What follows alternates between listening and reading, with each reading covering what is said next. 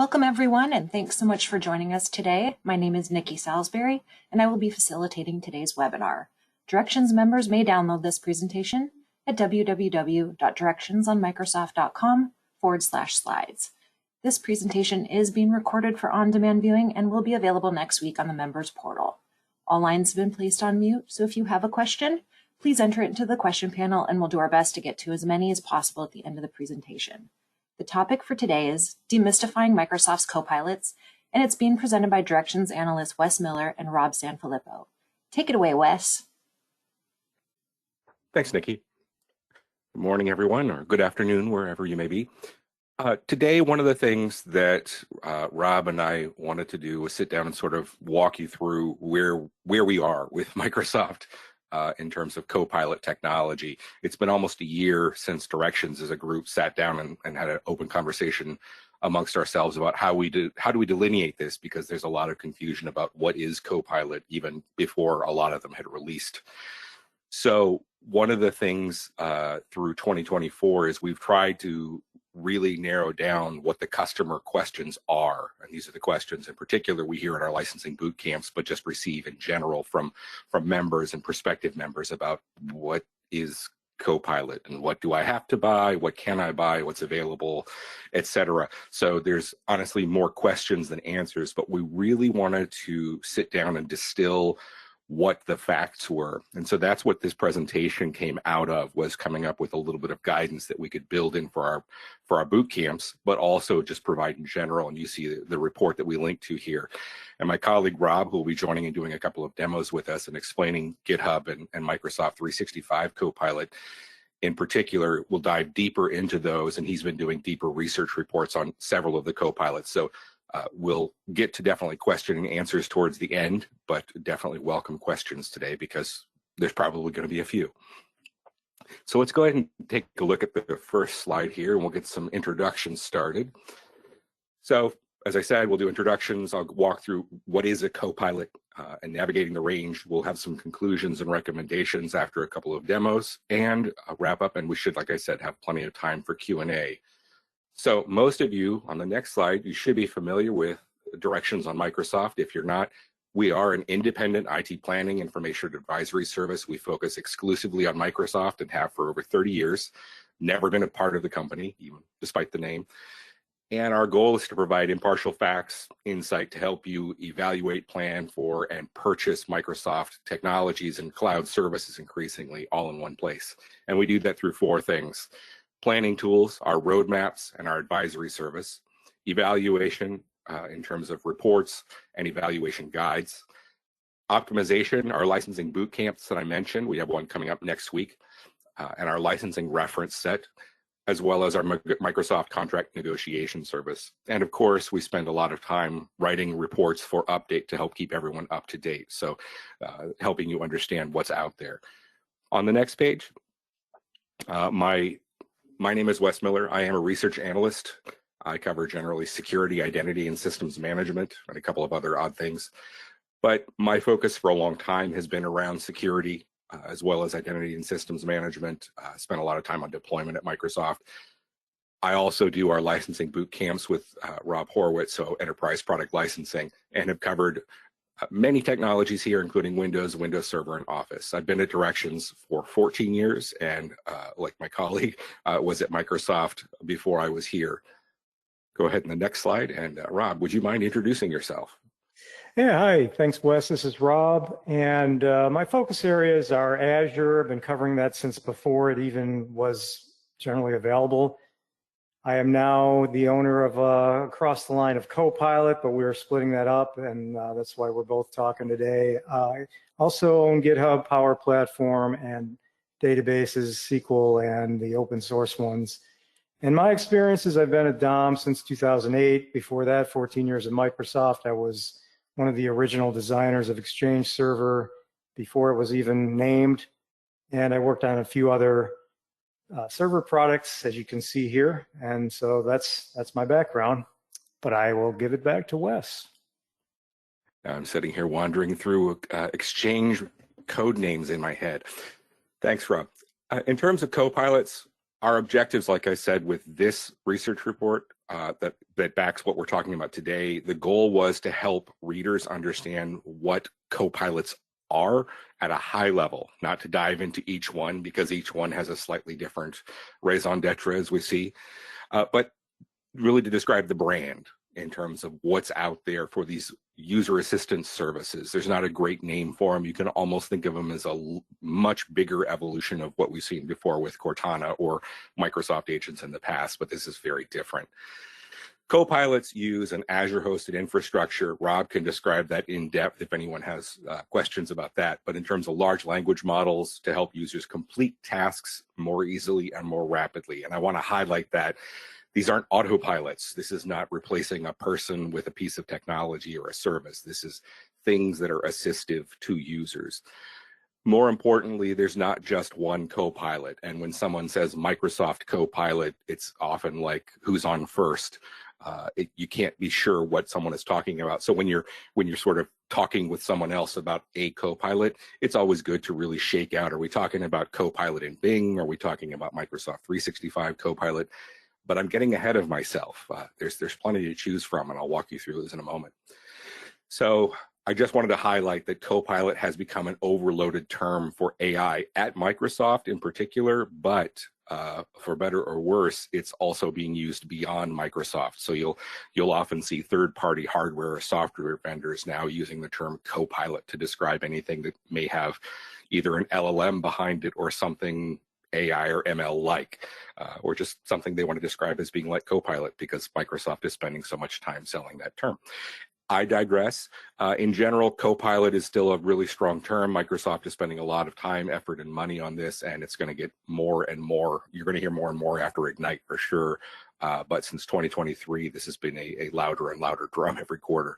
Let's go ahead and take a look at the next slide. We'll dive into some more introduction. Like I said, the goal in today's presentation was helping members understand these copilots from a very basic level, not again in terms of the exact features of does this hook into Exchange, does this talk to Excel, that sort of thing. What are they? What do they do? And what do they cost? And there are a couple examples that I don't include here. I don't include, well, I'll walk through them, but the goal here was to help you understand the value. Because Microsoft's documentation is sparse, is kind of lacking, and doesn't help you discern the value of each one. It also tends to lag features, so a feature might become available or even change before the documentation does. To that end, copilots aren't static. They're services that evolve and change. Microsoft has already added things to Bing for Copilot that weren't there before, and taken some things away that were there when it was initially generally available. So these are not a fabric to rely on. These are a sort of set of tools that can evolve and change. And lastly, the one thing I want to highlight is that some Copilot things you'll hear, like some features that came out about dynamics, these things are things that are, they're features that were basically available previously, but may have been available under a different name. So you'll sometimes hear that. Thanks, Rob. If you go ahead and do the next slide, we'll get started. I put these in the order I did in this presentation because these are the order vaguely that I get asked about them at our licensing boot camp. I get kind of spoiled because I get frontline conversations with a lot of our customers, and far and away, the most questions we get are about, I have a question about Copilot. It always comes back to GitHub Copilot first. So GitHub Copilot, like I said, Rob will give us a deeper dive here, but the highlight I want to bring up is that there's two business-focused tiers of GitHub Copilot. The lesser tier is GitHub Copilot for Business. It integrates into a broad selection of tools, gives you tools to help develop, test, and document code. It can also, the main thing it does is offer a level of business integration for business users. And I think this is also the tier where liability comes into play. The GitHub Enterprise is the one where you also get GitHub integration, so it integrates into GitHub itself. So there are three tiers, two for business and one we'll talk about at the tail end. The main differentiators between these two are the GitHub integration, pull request summaries, and a knowledge base integration. So if you're a larger organization and you have a support knowledge base, for example, you can wire GitHub Copilot for Enterprise into that, so it knows to return results using data correlated from your knowledge bases. And Rob could describe that in more detail if someone has questions there. And lastly, the ability to have custom models trained on custom repositories. These are an add-in that are in preview now, but we don't know pricing, and Rob can also describe that as we get there. So let's go ahead and take a look down the stack. The next set is Copilots for Microsoft 365. Again, these are in the order that we generally get asked about them. So Microsoft 365 Copilot, this one changed names. It was Copilot for Microsoft 365 until about a week ago. This integrates into Microsoft 365 apps and services. And the goal here is to help knowledge workers complete tasks more rapidly. These are complex tasks that you might do as a knowledge worker. Some of them are lower level. Some of them are complicated tasks that they're trying to make easier. Again, the goal is to help people do more with less time. Copilot for Security integrates into Microsoft 365 services in order to help you investigate and summarize security incidents. These ones I've written a couple of reports about, and in particular, I would say they're generally focused at your sort of either extremely busy admin or a more novice SOC analyst who's still learning the ropes. And I think it could be good for both, but it's important to understand what it does. And lastly, Copilot and Viva Engage. It's basically just a tool to help you get users excited about Viva Engage. I want to highlight that in terms of, go back one slide if you would. In terms of the pricing here, Microsoft 365 Copilot, I just like to call out because that's another $30, and that's on top of what you're already paying for an Office 365 or Microsoft 365 per user license. So that's a very expensive license. Everything on these slides is released, but again, they're all still changing. The Copilot for Security appears to be a lower price. We sort of call it utility pricing, but it's a price per hour that you're using the service, and then it will shut itself down. In terms of that, it can get very expensive if you have a lot of users and your SOC using it regularly. So be careful with that one. It can get quite expensive quickly. And Viva Engage is actually pretty affordable. Let's go ahead and go to the next slide and dive a little bit deeper. Talk about Copilots for the Power Platform. And again, Rob's dug deeper here than I have and has a couple reports and some more upcoming, I believe, on Copilots in the Power Platform.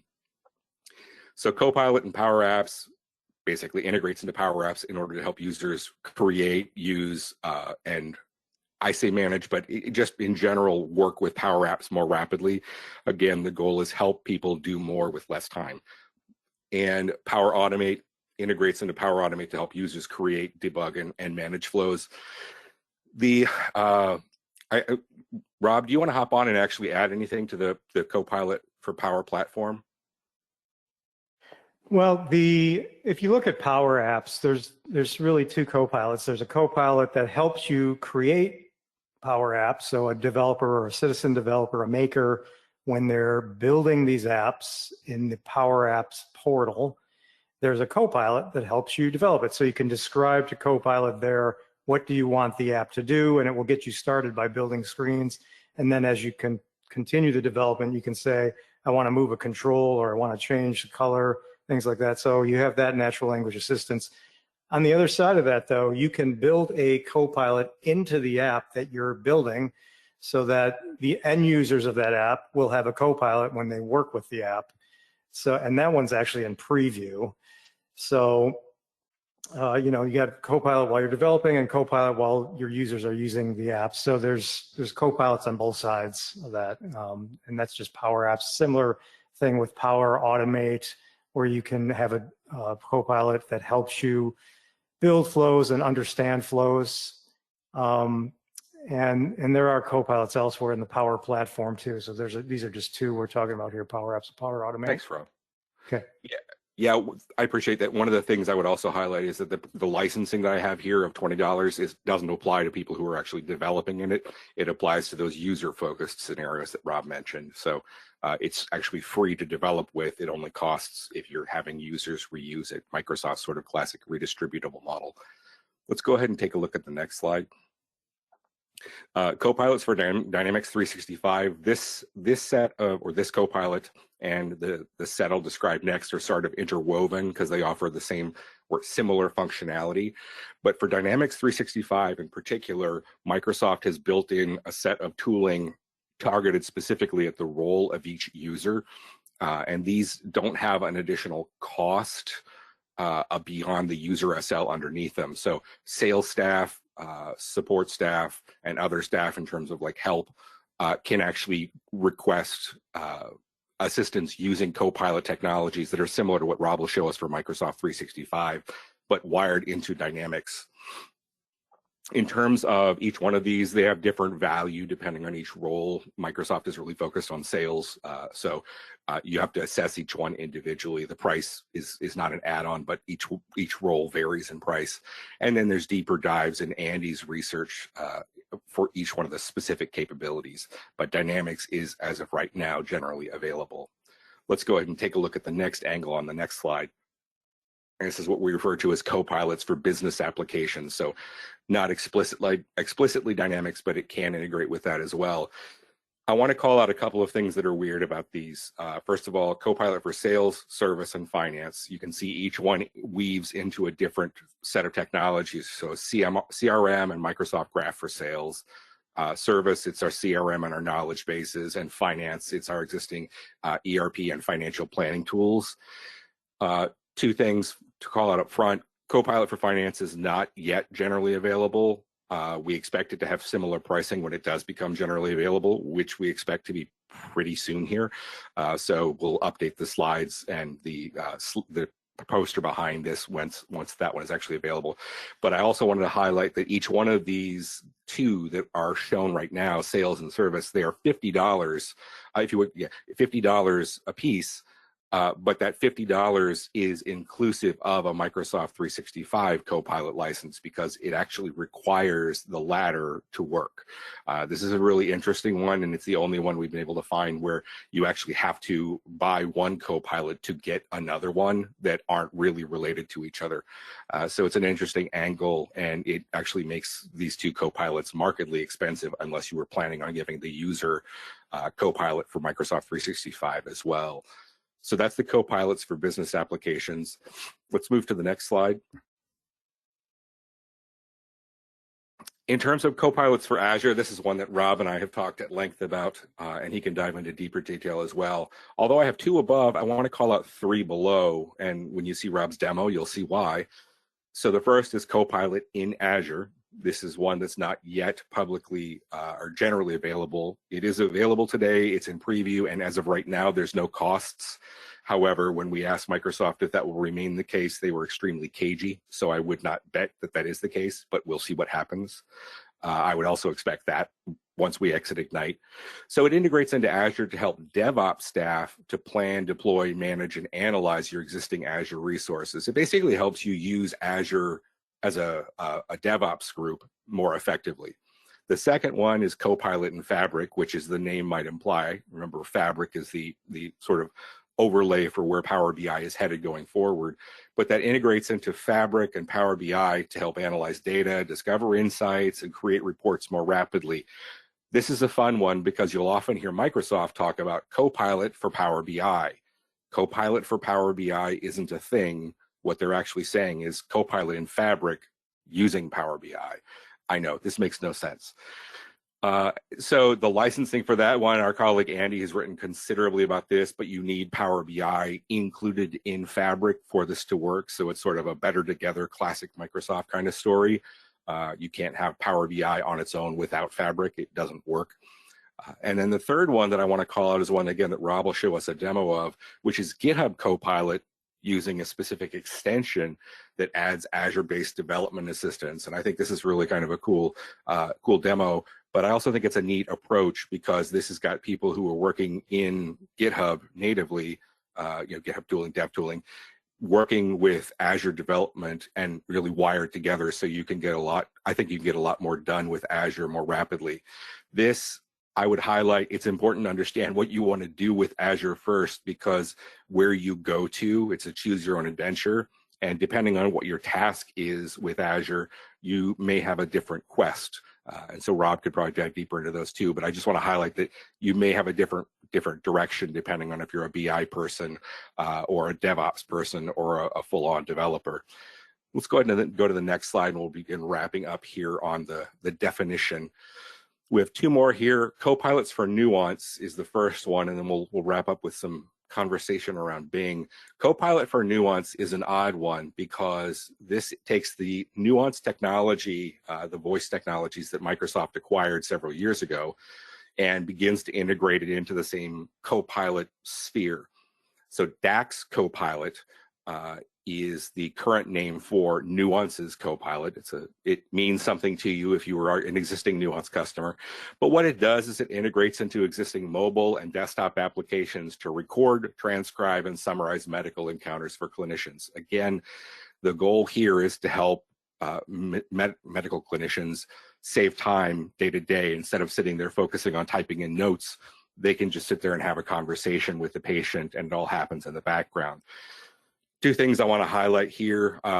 First, the licensing. We requested licensing information from Microsoft, and there's some public pricing information that we quoted, and Microsoft said that's not right, so we didn't include it, but we will highlight it was very expensive.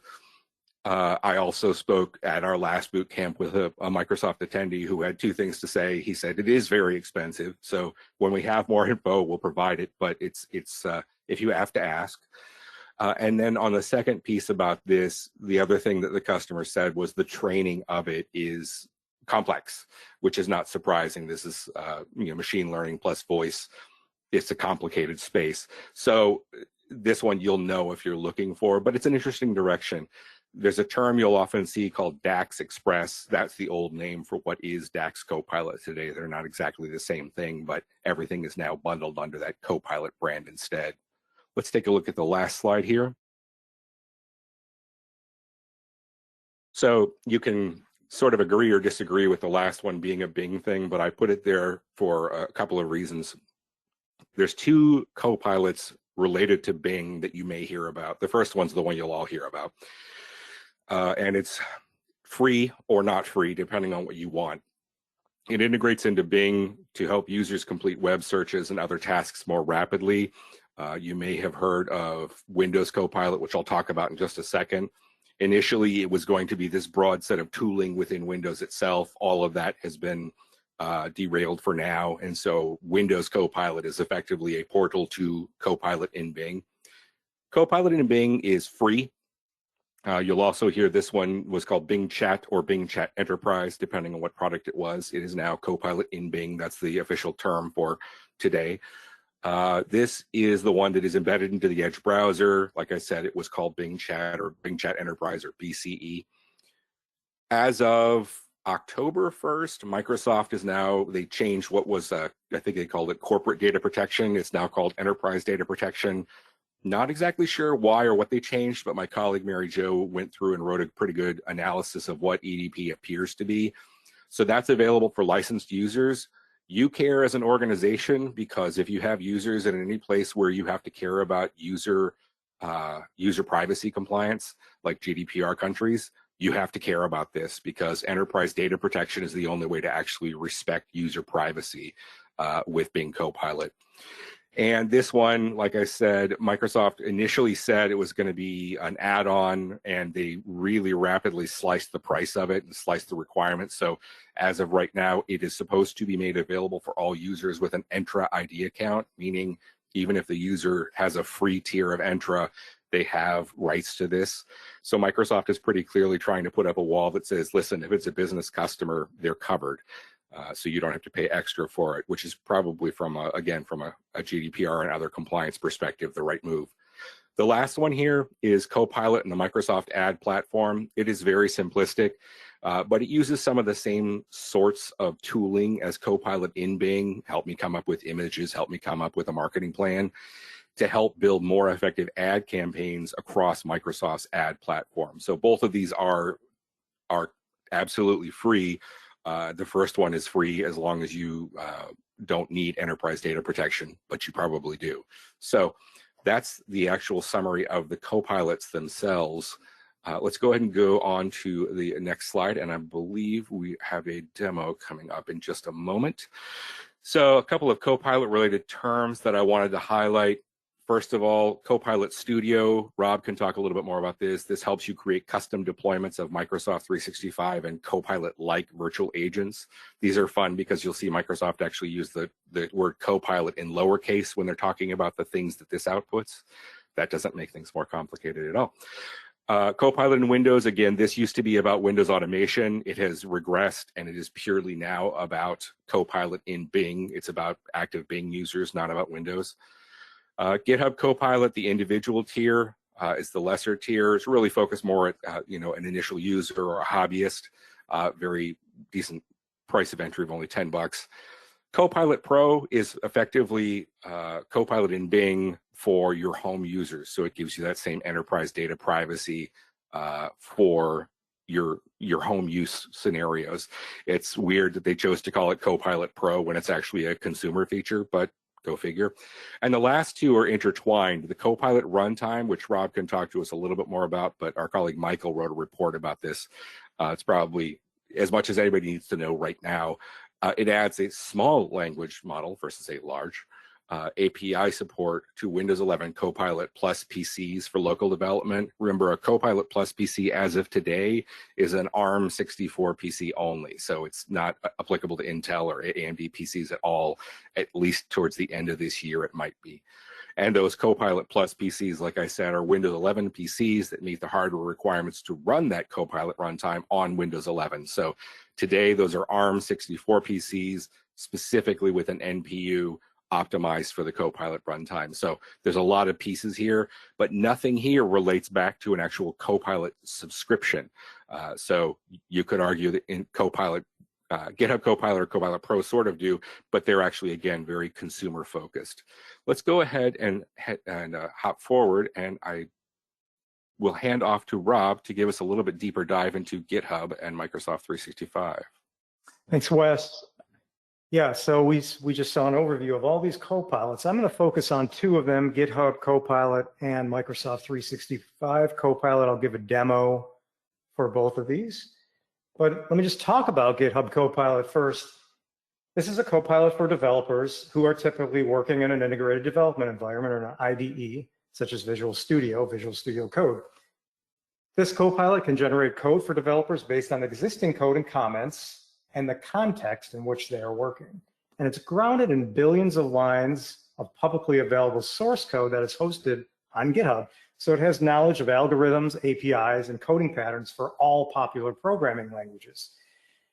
It can save time and provide insights for developers by eliminating the need to use search engines to discover and learn APIs, algorithms, and syntax.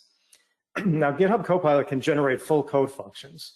For example, it could produce the code to retrieve results from a web service just from the comment, determine the sentiment of text using a web service, and a function heading that includes desired input variables.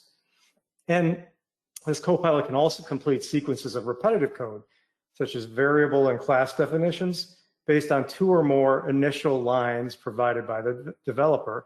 So for example, a list of constants for time units can be completed up through the years units if the developer provides the definitions for seconds and minutes. And that capability is more intelligent than Excel autofill, which you might be familiar with, in that it recognizes patterns and known elements such as time units, comment delimiters, and natural language. Now, the Copilot can also create test functions for existing code based on natural language comments and existing test cases. That capability could help developers complete a test automation code suite and produce efficient code for validation. Now, multiple alternatives are provided by the Copilot when it generates code. So that allows a developer to browse through those multiple solutions for completing the task, and then they can choose the option that they prefer that was generated by a Copilot. Now, the GitHub Copilot is accessed within a code editor or through a chat pane docked in the IDE window, and you'll see that during the demo. There are also some future things. There's something called GitHub Copilot Workspace. And so that's in preview. It's a new mode of GitHub Copilot that applies AI to a broader scope of developer work. It offers AI assistance to speed development for updates, features, and even entire solutions. And then there's an add-on in preview, which allows GitHub Copilot to use custom models. Wes mentioned this one, it was at the bottom. And these custom models are trained with the contents of customer repositories. And these custom models could generate results that fit better with the patterns and the styles of code used throughout a project. So let me do a demo. I got to switch a window over. Give me a second here. I'm going to switch over to this window. Wes, can you see that? I currently am seeing the GitHub demo slide. There we go. Got it. You got okay, this is Visual Studio Code. And so this is an IDE. This is one of Microsoft's IDEs. It's free. And this is an insider preview build, but don't worry about that. This is got the GitHub Copilot chat extension, the GitHub Copilot extension loaded. That's how Visual Studio Code works, based on extensions. So if you look over here, this chat that's my extension into Copilot. Let me show you some things in here. So I'm gonna move some things around 1 second. Okay, so what I want to show is I got the chat pane up on the left. So I got some code open, this app.xaml.cs, and I have my GitHub Copilot chat pane. So I have a subscription to Copilot. This is a paid feature to get GitHub Copilot, so that once you buy that, you can then install that extension and have access to it. So what I'm going to do, though, is ask it a question. So I'm a developer, and I'm looking to create a sort algorithm. So we all learned this in computer science in college, but what are the best sorting algorithms? So it's going off to the LLMs, getting data off the internet, and it's given me a description of all these different sort algorithms, and with some data around it, the order, the speed and complexity, and some of the characteristics. So this is really interesting. I can study these, but I don't have any code yet. So I'm going to write some C# code, and I just want to have the code for this. I don't want to devise it myself. I looked and I saw bubble sort in here. Didn't I get it? Oh, this time it didn't tell me. Well, there it is, number 4. So I like bubble sort, and I want the code for it. So I'm telling it, give me the code C# for bubble sort. There it is. Within seconds, there's my algorithm. I don't have to think about syntax or anything. And I could say, well, this is great, and I want it in my code over on the right, so I'm going to look for where I want it. I'm just randomly going to say, oh, let's put it right there. This little button here lets me insert it into my code. Now it's in my code. Great. And I could compile and run this. I didn't have to write a thing. I just asked a natural language question. But what if I started mucking around with this, and I'm in this int n equals array length? What if I accidentally deleted the assignment of n to that array.length, and I forgot what I did? Well, I can go back to Copilot and I can say, what's wrong with my code? Because it's not compiling anymore, and it's looking at my code now, and say, well, I got a few issues here. Sure enough, right here, it's telling me, number 2, there's a syntax error. This should be int n equals array length. Instead of just int array length. So it told me what to do. I can fix that. This is great. I didn't type a line of code during any of these prompts, and it's basically explaining my code and writing code for me. So that could be really helpful.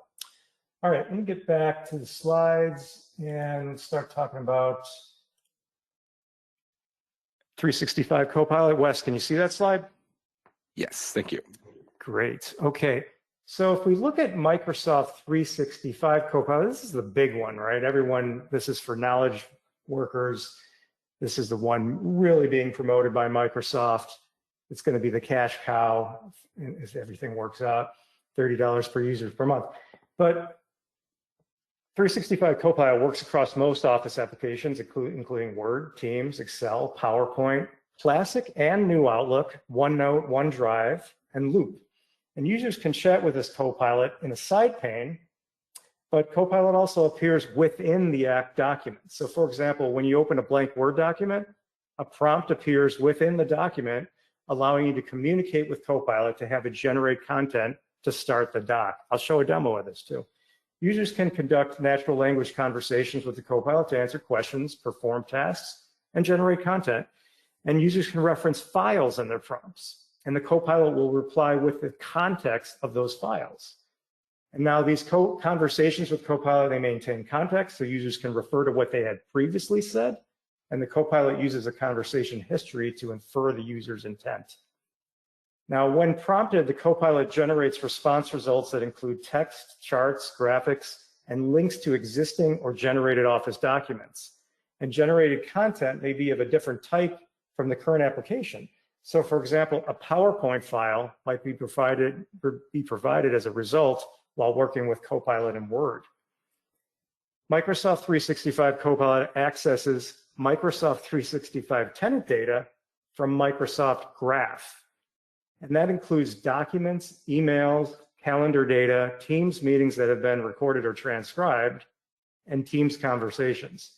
So this Copilot could have a lot of access to sensitive organization data, and administrators must ensure access is configured properly, although that should have been in place already for existing tenants. Now, this list I'm showing on the slide gives examples of what you can do with Microsoft 365 Copilot. The main pitch is that it performs work tasks described in natural language. It can summarize content found across your data. It can compare that content, and it can prepare new documents based upon it. It could make recommendations of how to take actions such as planning a meeting. It could book business trips. It could find action items you are responsible for, and it can help you plan and budget time to achieve them.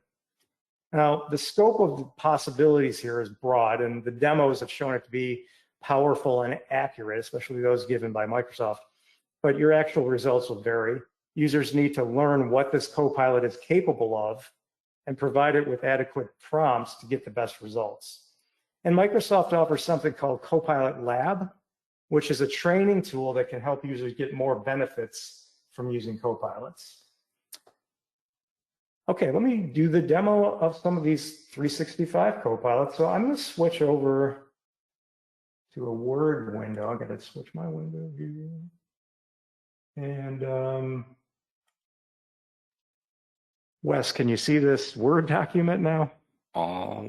It's still the Microsoft 365 demo, but I'm making sure. So I'm not seeing the demos, the Word doc yet. Okay. I see the doc, Rob. That's it. Yep. There we go. It showed up? All right. What I have here is a new document, it's just doc one in Word. So I just open up this document, but I am a subscriber to Microsoft 365 Copilot, so I have it here to use.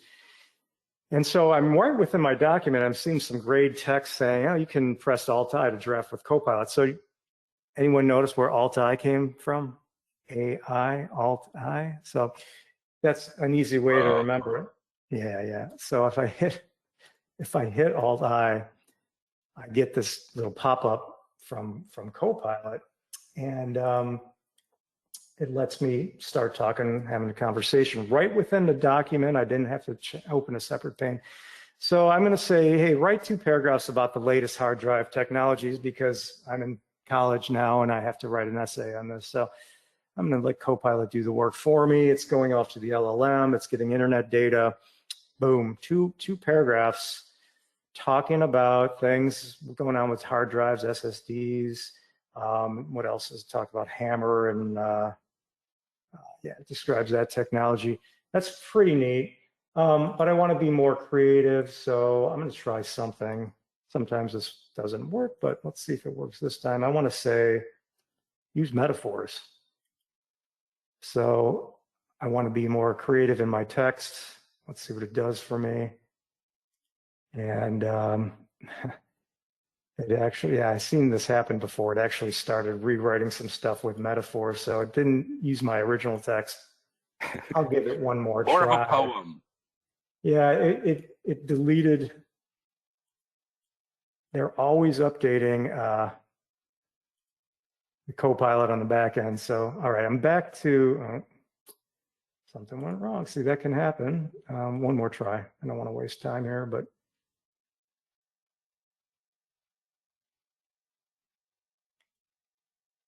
Okay, and back to this. Okay, this is a little different, so you can get different results each time. I'll try one more time. I wanted to get some metaphors in there. Use metaphors.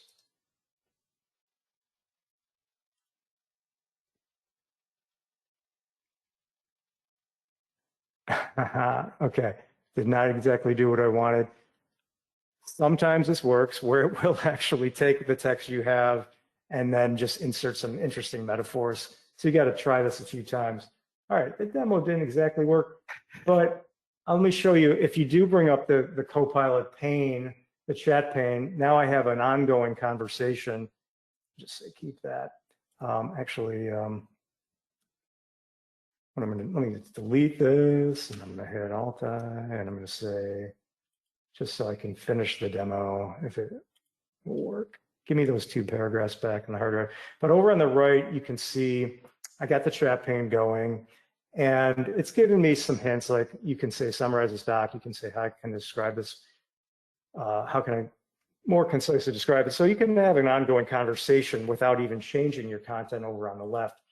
But since I have that hard drive text, let me ask the chat pane over here to list the technologies described on this page.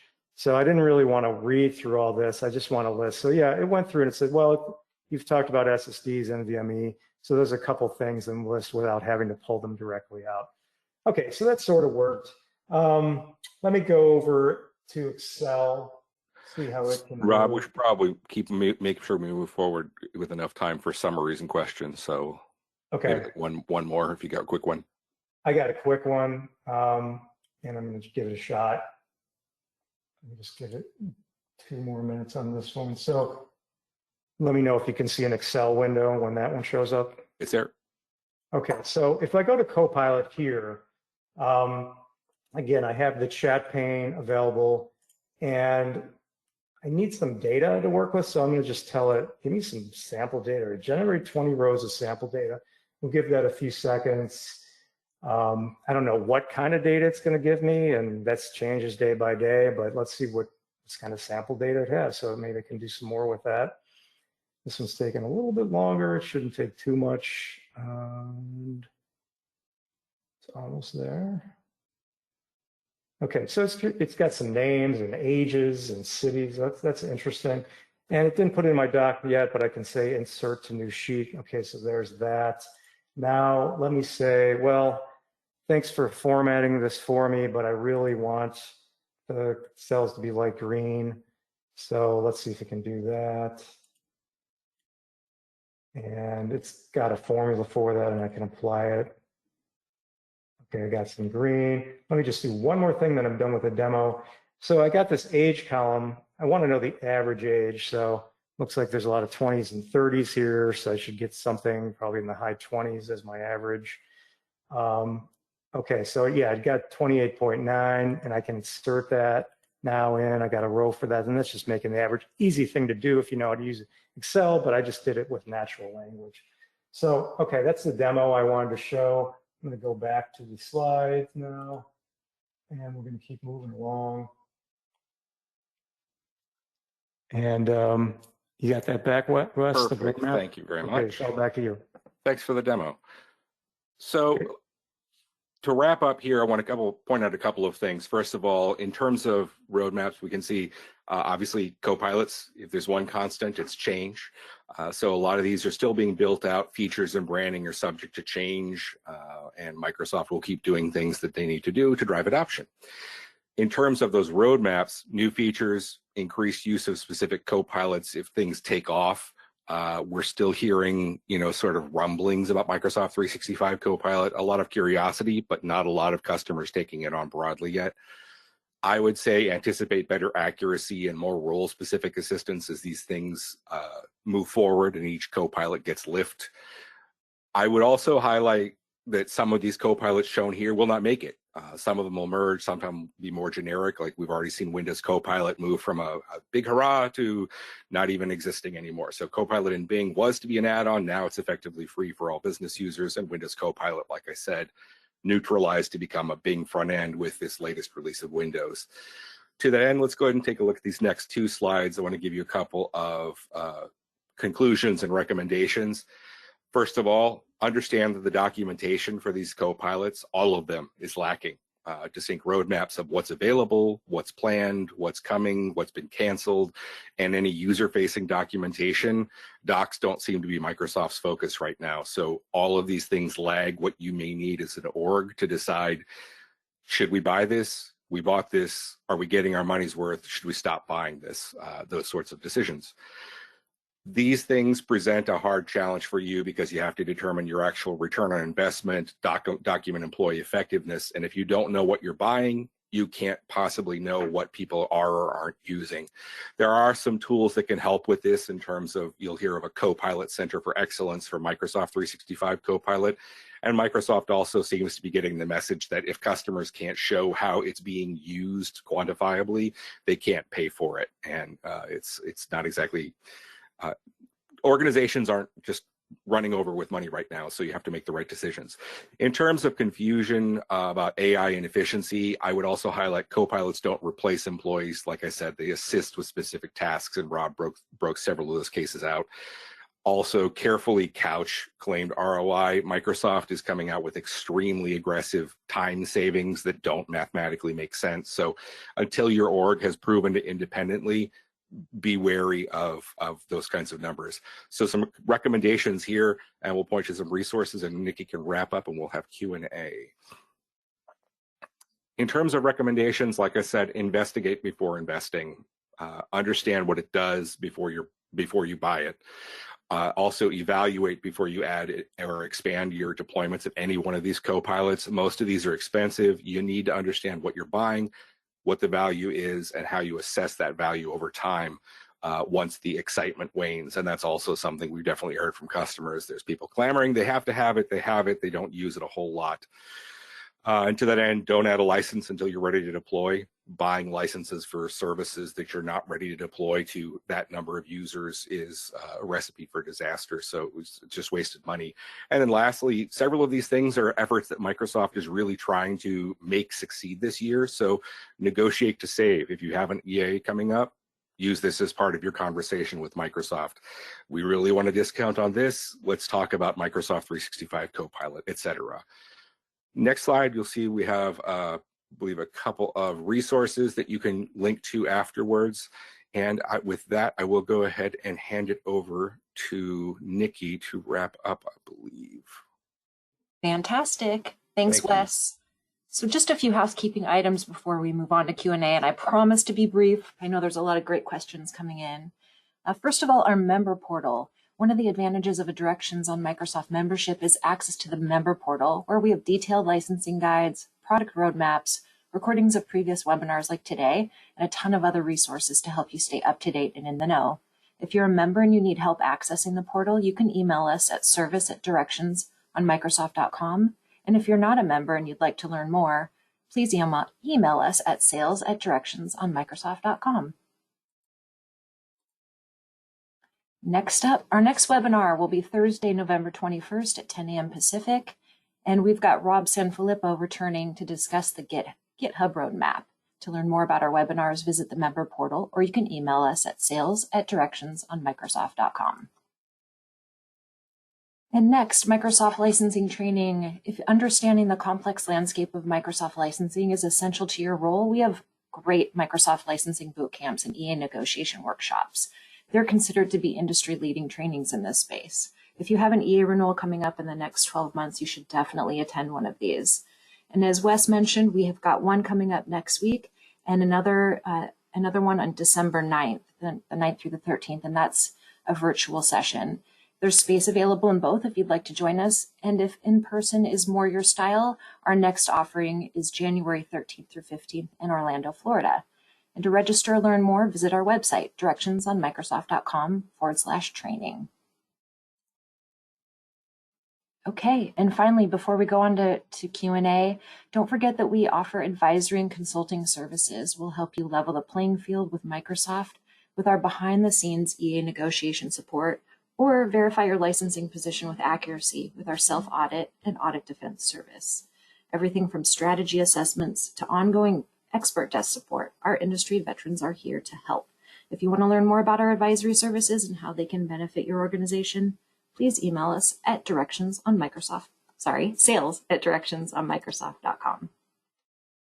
Okay, normally we wait to build a roster for the Q&A, but they're flying in. So, gentlemen, are you ready? As ready as we'll ever be. Okay. All right. First question, does every user with Copilot for Sales need to have Microsoft 365 Copilot license? Copilot for Sales, yes, since it has the need for, it's a really great tangent of a question. That underlying Microsoft 365 Copilot license would be needed for every single user. I know it's an odd thing. That might be something that if it's a deal breaker, you might be able to negotiate with Microsoft, but that's the way the licensing works today. Great. Okay, next question. Is the content exclusion for GitHub Copilot available now in production? Okay, so that's one of the features of GitHub Copilot Enterprise, and we just did a report where we went through all the features of each of the tiers within last month. I know what you're talking about, the content exclusion, where you can exclude certain repositories from being able to have GitHub Copilot use that. You know, off the top of my head, I'm not sure, but I would follow up on that one. What's that? We'll follow up on that one. Yeah, we could follow up, but it would be in that report that we just did. It's called How to Buy GitHub Copilot or something like that. It was in our resources, I think. Fantastic. Okay, do you have any information on Copilot for SharePoint, allowing to create chatbots based on SharePoint content, currently in preview? I believe it all links back. Initially, there were going to be a whole bunch of other Copilots related to Microsoft 365. I believe that fell back into Microsoft 365 Copilot licensing, unless Rob knows it. Yeah, go ahead. Yeah, like what they're talking about here is there was a preview feature in SharePoint where you had a button within a SharePoint site, and you could create a Copilot based on files in a directory, or and it would create a custom Copilot. They still have that. That's turned into Copilot agents. So Wave 2 was an event they had last month where they talked about the latest features of Copilot. So Copilot agents came out of that. And so you will be able to go into SharePoint now, click the Copilot button. It will create a Copilot lowercase c or Copilot agent that can then answer questions based on the content of a directory in SharePoint. So like doing an FAQ around that. And then you can take that Copilot, which is automatically generated for you, and you can go into Copilot Studio and then make it even more custom and have more capabilities around it. So yeah, that's part of 365 Copilot, and it's just the integration they have with SharePoint and Copilot Studio, and it's called Agents, Copilot Agents. Fantastic. Thank you. Have you seen anything to suggest M365 Copilot will someday be included in M365, E3, and E5 with an increased price? No, and I would not expect that to happen because of the ricochets it would create for licensing. What we do possibly foresee is Copilot for Microsoft 365, excuse me, the name changed. Microsoft 365 Copilot being included in possibly either a bundle on top of E5 or some higher tier, the rumored E7 that we could see at some point. But the adoption of E5 is so low still today that doesn't make as much sense as it might initially think. So right now, no bundles. But I would say if you're looking at broad adoption, push back and say it's interesting to us, but it's too expensive, and negotiate those discounts. Okay, great. Thank you. Is there a way to report user usage for M365 Copilot? Yes, there's a bunch of tools from Microsoft that help you monitor your readiness, your usage, and the value, even the value you might be getting out of Copilot, 365 Copilot. So there's some tools within the M365 Admin Center that can show you your licenses that you have purchased for 365 Copilot, whether they're assigned, that's where you assign them to. And then you can see the usage. So you can see which apps users are using, meaning that they would be ready to use the Copilot in those if you assign them licenses. And then that's one place, M365 Admin Center. There's also Viva Insights has a Copilot dashboard, and it overlaps a bit with what 365 Admin Center can do, but it gives you a few more reports, and then you can even pay a little more and get a premium version of that to report around your readiness and usage. They even have a value where they calculate, for example, how many times have users summarized meetings. And then so that there's an assumption that, well, every time a meeting is summarized, the full length of that meeting has been saved. So if a user doesn't attend a 1 hour meeting, but they summarize it, they have now saved 1 hour. That's a little bit of a stretch. There's another set of variables they use. So they say, if someone summarizes a document, they've saved 6 minutes. And so they came up with this 6-minute number based on some studies they did. And then the same thing with drafts, 6 minute savings. So that shows you value. There's a couple other places too. There's Purview AI Hub that can give you some data around GitHub Copilot. And if you're using Copilot Studio, it has its own analytics, so you can see the usage and see how successful Copilots you've created are doing in your environment. So in terms of ROI and within the technologies, also still evolving. Yeah, you might be able to calculate your ROI better on your own or use a third-party tool, because the stuff Microsoft gives you is very optimistic and basic.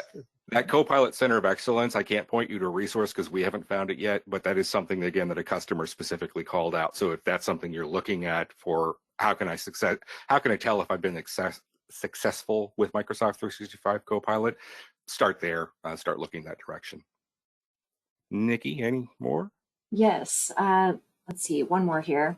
I'm interested in knowing more about Copilots for Fabric. I work for Snowflake, in full disclosure. They seem to position Copilot for Power BI, which works with Snowflake and other backends, but also more than one Copilot for Fabric, and Copilot in air quotes, as in Copilot for DWs, Copilot for DS, and for real time. Are they separate products and licensed separately? No, it's a great question. So if you take a look at the backing report in our resources here for this, one of the things that I do shake out, unfortunately, there's only so much time in an hour. But one of the things that I do mention in there is that Microsoft will use terms like Copilot for Power BI is a great example, because that doesn't exist. You're actually talking about Copilot for Fabric. And to your question, the Copilot for data warehouses, when you say Copilot for DW, there's like 2 or 3 others. Rob's talked about some in his reports. I've talked about a bunch in the backing report for this webinar. And no, they're not typically a separate license, but you need to understand where each one sits. Some, for example, can sit even under GitHub Copilot, while many of them are going to be under Copilot for Azure, which we don't have specific pricing and licensing for yet. Great. Thank you, Wes. Let's see, another one here. Does Microsoft view Teams Premium as a stepping stone to Copilot or in competition to? Yes. So the question really is whether I should be buying GitHub Copilot or whether I should be buying Teams Premium. And I think while I was away, my colleague Jim wrote a report. If not, he has one coming up soon talking about this versus that, where we're looking at Teams Premium and the summarization it includes, and the Microsoft 365 Copilot meeting summaries that it includes. And the net takeaway, because we got several customers at our last boot camp asking us this, is why should I get one versus the other? And the question comes down to, what do you really need? Do you need Teams Premium features, in which case that's the direction, or are you really looking for broader Microsoft 365 effectiveness in terms of I'm running a meeting, tell me how it's going, and summaries like that, in which case Microsoft 365 Copilot will make more sense for a lot of the things that Rob talked about earlier. So there is a backing report either out there now or coming soon. Yeah, specifically there's the meeting recap feature, which was in Teams Premium even before 365 Copilot came along. And 365 Copilot offers that same kind of thing, a meeting recap. So yeah, it's a good question. What do you need, one or the other? And that's what Jim talks about in that report, how they overlap and what you should buy based on your needs. Thanks, Rob. Thank you. Let's do one last question, and then we'll close us out. Okay, semantic index is a key feature included initially in Copilot for M365. Do you know when semantic index for Copilot users will be available? I do not. Rob, do you? I'm thinking Processing. processing. We can follow up on that. I'm trying to call up the data. I don't have it off the top of my head. I don't want to waste time thinking. We'll follow up with it. We can No follow up. worries. Yeah, no worries. Okay, great. Any final messages before I close us out? No, I just want to thank everybody for coming today. It was great attendance and really appreciate the questions. And if something hits you after the fact, please do feel free to reach out to webinars as well, and we'll follow up with it because this helps us make better presentations as we keep our Copilot coverage going forward. Thanks, everybody. Thank you, Thank you. everyone. Thanks for joining us. Have a great rest of your day.